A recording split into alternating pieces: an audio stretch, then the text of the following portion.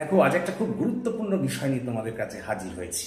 প্রায়শই তোমাদের পার্সোনাল এবং পার্সোনেল এই দুটি শব্দকে কেন্দ্র করে একটা কনফিউশন দেখা দেয়, কারণ এই দুটোর উচ্চারণ প্রায় এক, কিন্তু জেনে রাখো এদের অর্থগত দিক দিয়ে একটা বিরাট পার্থক্য আছে।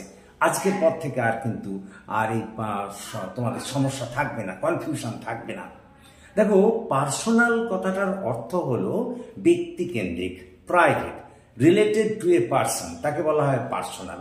ইন্ডিভিজুয়াল যার প্রতিশব্দ, অর্থাৎ কোনো ব্যক্তিকেন্দ্রিক বিষয়কেই আমরা পার্সোনাল বলি।